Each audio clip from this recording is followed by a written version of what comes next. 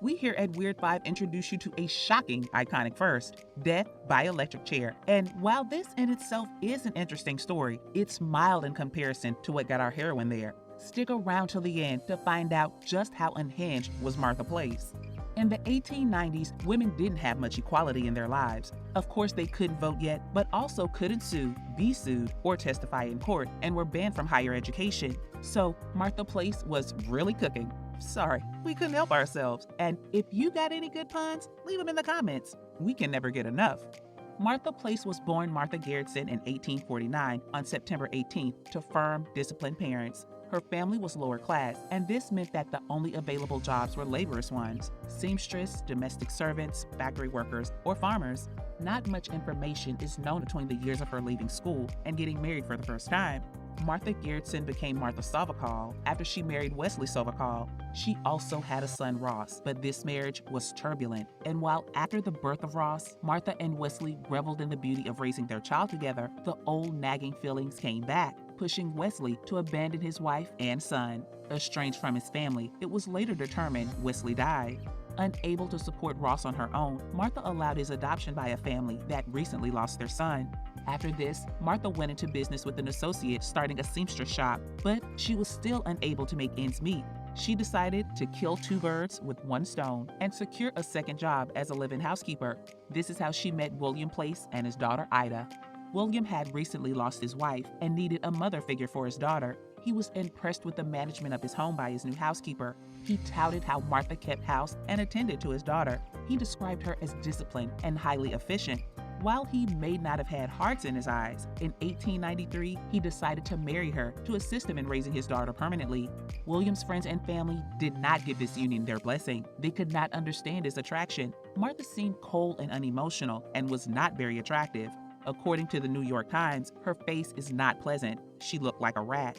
In contrast, Ida grew into a beautiful young lady and was very well liked. Like most young ladies do, Ida started to crave independence, being confrontational with Martha. Martha, already unhappy, was jealous of William's love for his daughter. This jealousy led to a tumultuous relationship between them.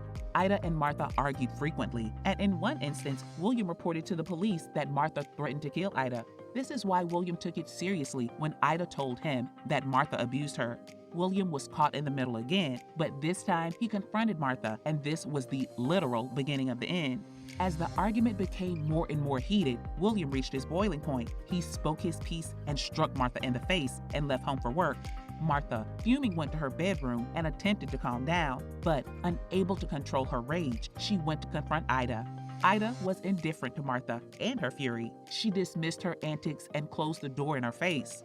Not willing to be ignored, Martha went to the office of her amateur photographer husband, grabbed the phenol acid, marched up the stairs, and drenched Ida, destroying most of her face. But she was not done. Breaking barriers to testify on her own behalf, she said that she left the room after the act of dousing Ida, but autopsy reports show that not only did Martha pour acid on Ida, but smothered her with her own bedding. Once she finished Ida, she lay in wait for William.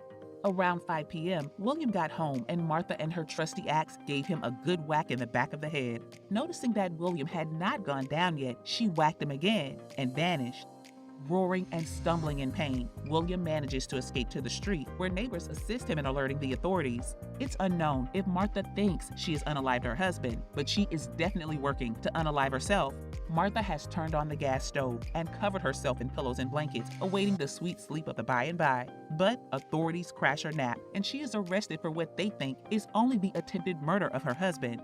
After police investigate the home and find the disfigured, non-breathing body of Ida, the charge of murder is added to the list. Martha's trial delivered swift amends for the downhearted father, who said he was not seeking vengeance, but justice for the murder of his daughter on February 7, 1898.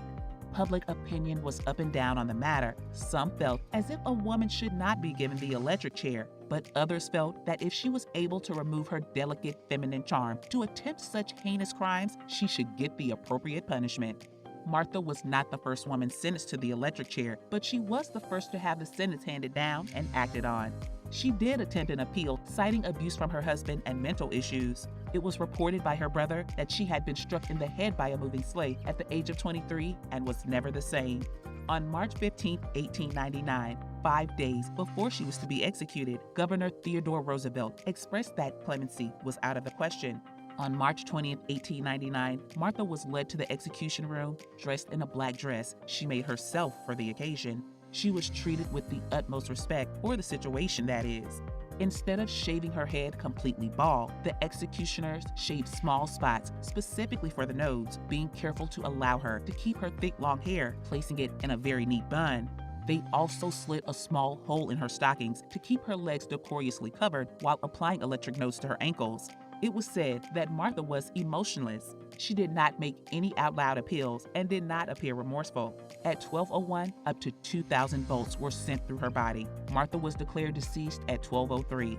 Without any religious ceremony, she was later laid to rest in a family cemetery plot. This ends the story of Martha Place. William Place, the key witness, eventually had a full recovery, living a long life, dying in 1923 at the age of 70. So, did you see that coming? Did you have any idea Martha may be that unhinged? Do you think maybe her sleigh accident affected her and caused an emotional disconnection? We can't wait to hear your thoughts. Until next time, stay safe and curious. Thanks for watching.